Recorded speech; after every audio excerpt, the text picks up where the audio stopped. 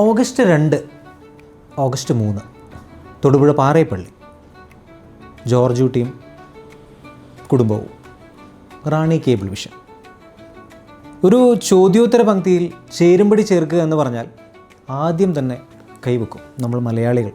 എല്ലാവരും, മലയാളികൾ എന്ന് മാത്രമല്ല, പാൻ ഇന്ത്യൻ സിനിമ പ്രേക്ഷകരെല്ലാവരും പിടിച്ചു കുലുക്കിയ, ആകാംക്ഷയുടെ മുൻമുള്ളിൽ നിർത്തിയ ഒരു സിനിമയായിരുന്നു. ഞാൻ പറയാതെ തന്നെ നിങ്ങൾ ഊഹിച്ചെടുത്ത് കാണും. ദൃശ്യം. 1-ാം ഭാഗം കഴിഞ്ഞു, 2-ാം ഭാഗം കഴിഞ്ഞു.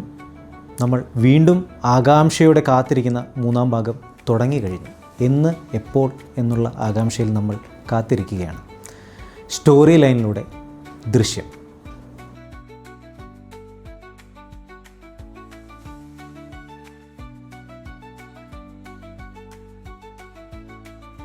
പേര് ജോർജ് കുട്ടി.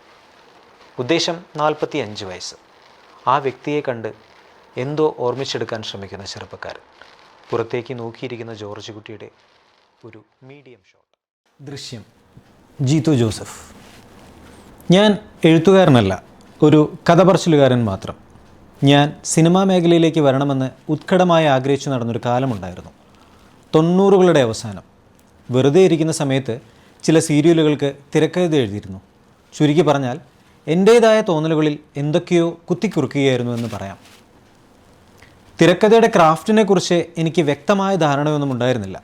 MT സാറിൻ്റെയും പത്മരാജൻ സാറിൻ്റെയും പ്രസിദ്ധീകരിക്കപ്പെട്ടു വന്ന സിനിമകളുടെ തിരക്കഥകൾ എന്നെ വളരെയധികം സഹായിച്ചിട്ടുണ്ട്. ഇത് വായിച്ചാണ് തിരക്കഥയുടെ രചനാതന്ത്രങ്ങൾ ഞാൻ പഠിക്കുന്നത്.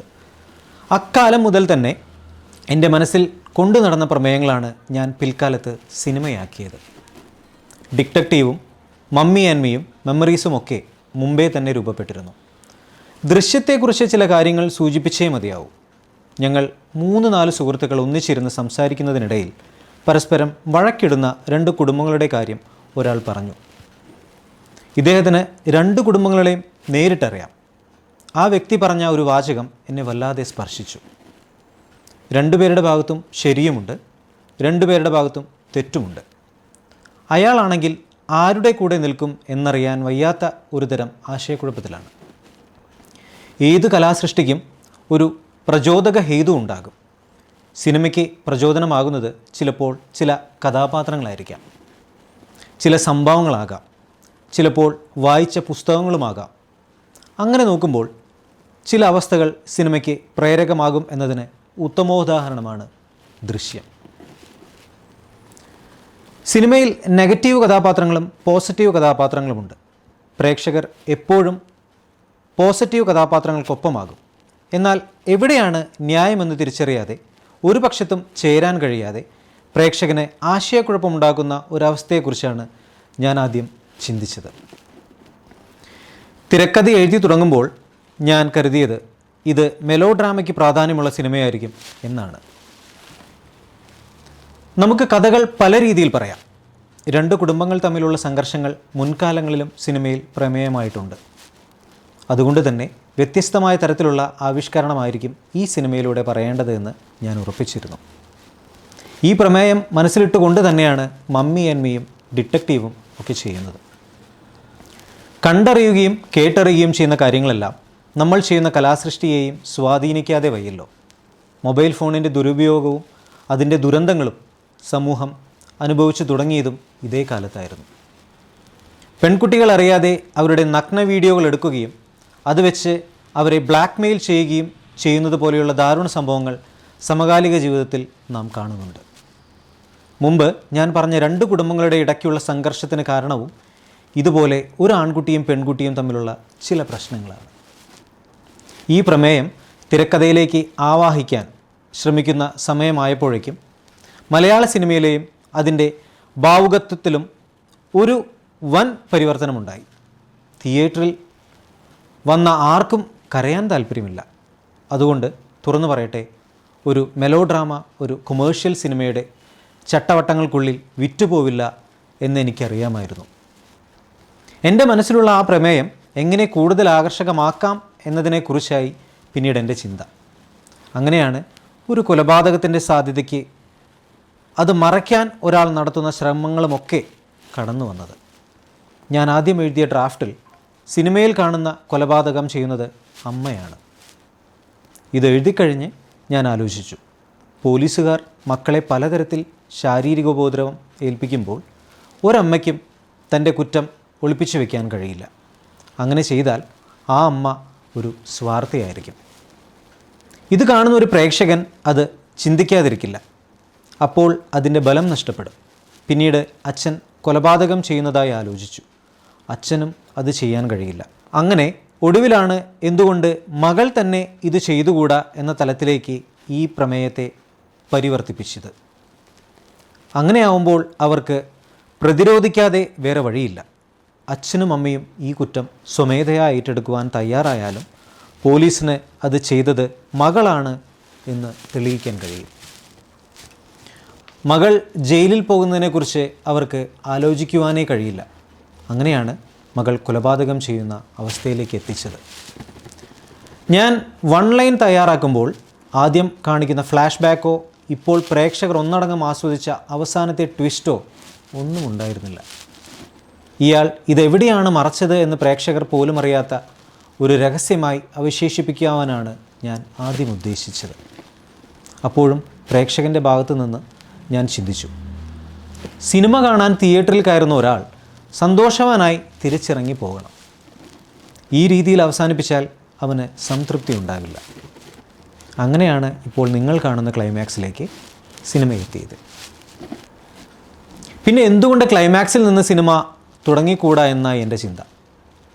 അങ്ങനെയാണ് ഫ്ലാഷ് ബാക്കിലൂടെ കഥ പറയുവാൻ തീരുമാനിച്ചത്. ഇങ്ങനെ വളരെ നീണ്ട പരിവർത്തനങ്ങളിലൂടെ രൂപം കൊണ്ട സിനിമയാണ് ദൃശ്യം. മോഹൻലാലിനെ മനസ്സിൽ കണ്ടുകൊണ്ടാണോ ദൃശ്യം എഴുതിയത് എന്ന് പലരും ചോദിച്ചിട്ടുണ്ട്. താരത്തെ കൊണ്ട് തന്നെ ഞാൻ ഇതേവരെ ഒരു തിരക്കഥയും എഴുതിയിട്ടില്ല. സിനിമയ്ക്ക് ആദ്യം വേണ്ടത് താരങ്ങളല്ല, മറിച്ച് നല്ല കഥയാണ്. ആദ്യം ഉണ്ടാവേണ്ടതും കഥ തന്നെയാണ്. കഥാപാത്രങ്ങൾ കഥയ്ക്ക് അനുയോജ്യമായ വിധത്തിലാണ് ഉരുത്തിരിയേണ്ടത്. ദൃശ്യത്തിൽ മോഹൻലാൽ എന്ന സൂപ്പർ സ്റ്റാറിനെ ആരും കാണുന്നില്ല. ഇവിടെ ജോർജ് കുട്ടിയേ ഉള്ളൂ. ഞാൻ ഈ കഥ ആദ്യം പറയുന്നത് മമ്മൂക്കയുടെ അടുത്താണ്. മമ്മൂക്കയ്ക്ക് ആ സമയത്തൊന്നും ഡേറ്റ് ഇല്ലാതെ വന്നതുകൊണ്ട് ഞാൻ ലാലേട്ടനെ സമീപിച്ചു. ലാലേട്ടൻ എനിക്ക് ഡേറ്റ് തന്നില്ലായിരുന്നുവെങ്കിൽ ഞാൻ തീർച്ചയായും മറ്റുള്ളവരിലേക്ക് പോകുമായിരുന്നു. സിനിമ തരുന്ന സാമ്പത്തിക ലാഭവും വിജയവും ഓരോ വ്യക്തികൾക്കനുസരിച്ച് മാറ്റമുണ്ടാകും.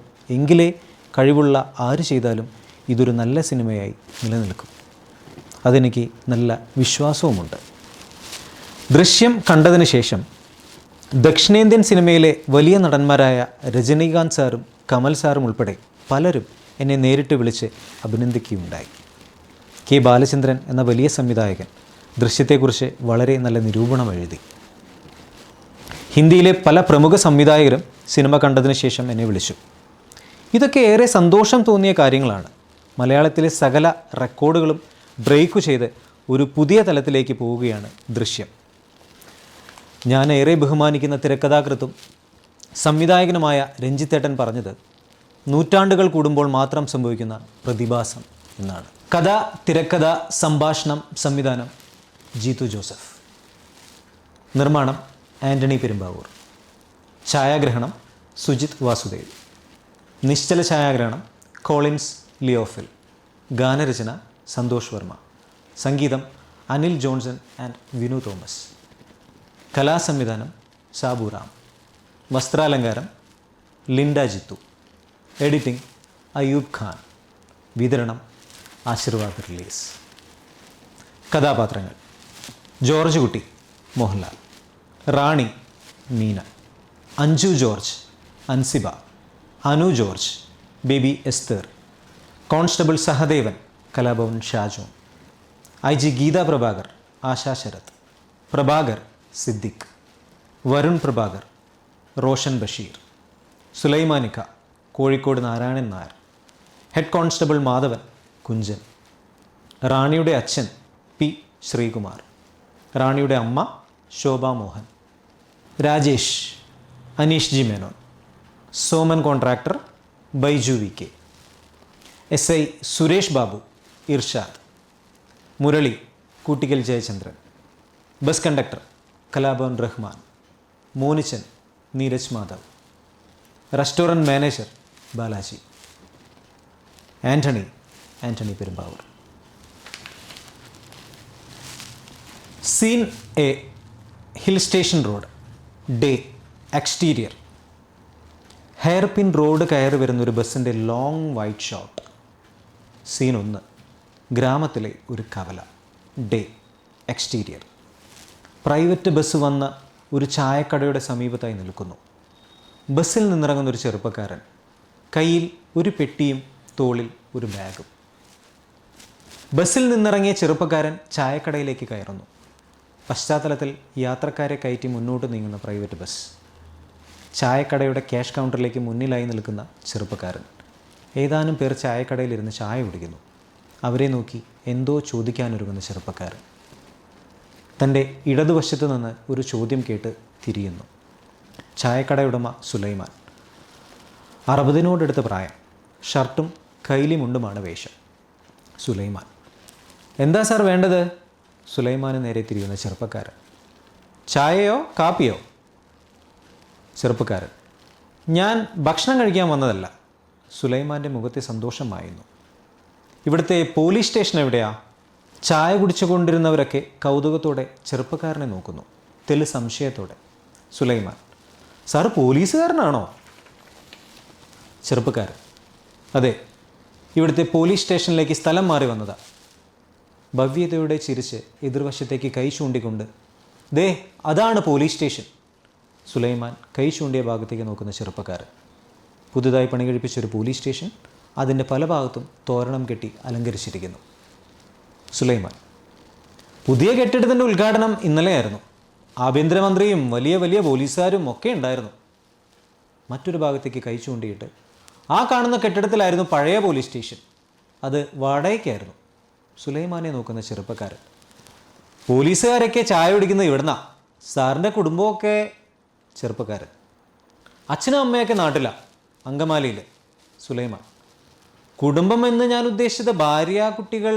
ചെറുപ്പക്കാരൻ: ഞാൻ കല്യാണം കഴിച്ചിട്ടില്ല. സുലൈമാൻ: അപ്പോൾ ഒറ്റത്തടിയാണ്. മന്ദഹസിക്കുന്ന ചെറുപ്പക്കാരൻ: കല്യാണം കഴിക്കാത്തവരും കുടുംബത്തെ കൊണ്ടുവരാത്തവരുടെയും 3 നേരത്തെയും ഭക്ഷണം എവിടുന്ന? സാറിനും. ഇടയ്ക്ക് കയറുന്ന ചെറുപ്പക്കാരൻ: ആയിക്കോട്ടെ. ചെറുപ്പക്കാരൻ എതിർവശത്തുള്ള പോലീസ് സ്റ്റേഷൻ ലക്ഷ്യമാക്കി നടക്കുന്നു. Scene 2, Janamaithri police station, day, interior. Police സ്റ്റേഷനിലേക്ക് കയറി വരുന്ന പോലീസുകാരൻ. ചെറുപ്പക്കാരൻ. സ്റ്റേഷൻ്റെ എൻക്വയറി കൗണ്ടറിൽ നിൽക്കുന്ന മറ്റൊരു പോലീസുകാരനെ നോക്കിയിട്ട് ചെറുപ്പക്കാരൻ: SI ഉണ്ടോ? പോലീസുകാരൻ: ഇല്ല, എത്തിയിട്ടില്ല. എന്താ കാര്യം? ചെറുപ്പക്കാരൻ: ഞാൻ വിശ്വംഭരൻ, ഇങ്ങോട്ട് ട്രാൻസ്ഫറായി വന്നതാ. പോലീസുകാരൻ: ഓ, ഇതിനു മുമ്പ് എവിടെയായിരുന്നു? ചെറുപ്പക്കാരൻ: എറണാകുളത്ത്. സ്റ്റേഷനിലെ ഫോൺ ബെല്ലടിക്കുന്നു. ഫോൺ എടുക്കാൻ തുടങ്ങുന്നതിനിടയിൽ പോലീസുകാരൻ: കയറി ഇരുന്നോളൂ. SI കുറച്ച് കഴിഞ്ഞേ വരും. ഫോൺ എടുക്കുന്ന പോലീസുകാരൻ: ഹലോ, രാജകുമാരി പോലീസ് സ്റ്റേഷൻ? SI വന്നിട്ടില്ല സാർ. RDOയുമായി ഒരു മീറ്റിങ്ങിന് പോയിരിക്കുകയാണ്. വരുമ്പോൾ പറയാം സാർ.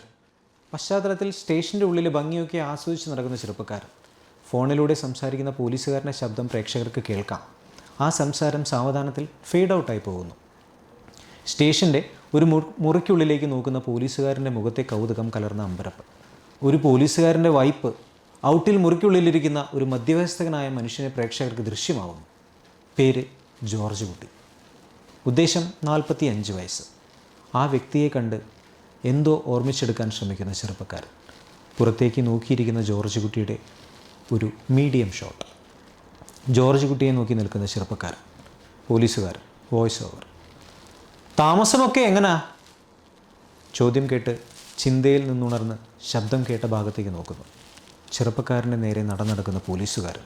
പോലീസുകാരൻ്റെ നേരെ തിരിയുന്ന വിശ്വംഭരൻ. ഇത് ജോർജ് കുട്ടിയല്ലേ? തൻ്റെ പേര് ആരോ പറയുന്നത് കേട്ടിട്ട് ആ ഭാഗത്തേക്ക് നോക്കുന്ന ജോർജ് കുട്ടി. പശ്ചാത്തലത്തിൽ പോലീസുകാരൻ്റെയും വിശ്വംഭരൻ്റെയും സംസാരം. പോലീസുകാരൻ. വോയിസ് ഓവർ: അതെ അതെ. അവരിൽ നിന്ന് മുഖമെടുത്ത് പുറത്തേക്ക് നോക്കുന്ന ജോർജ് കുട്ടി. ജനാലയ്ക്ക് പുറത്തു നിന്നുള്ള ദൃശ്യം ജോർജ് കുട്ടിയിലേക്ക് ചാർജ് ചെയ്തു വരുന്നു. Vishwambharan voice over. കണ്ടിട്ടൊരു പാവത്താനാണെന്ന് തോന്നുന്നു. ഇയാൾക്കെതിരെയുള്ള കേസ് എവിടം വരെയായി? പോലീസുകാരും സംസാരം ഫെയ്ഡ് ഔട്ടായി പശ്ചാത്തല സംഗീതം കയറി വരുന്നു. പോലീസുകാരൻ വോയിസ് ഓവർ. പാവത്താൻ, സത്യം എത്ര പേർക്കറിയാം? അതറിഞ്ഞവർക്കൊക്കെ ഞെട്ടിയിരിക്കുക. ജോർജ് കുട്ടിയുടെ തുറന്നിരിക്കുന്ന കണ്ണിൻ്റെ എക്സ്ട്രീം ക്ലോസിൽ എത്തുമ്പോൾ കൺപോളകൾ അടയുന്നു. ഇവിടെ ഈ സീൻ അവസാനിക്കുന്നു.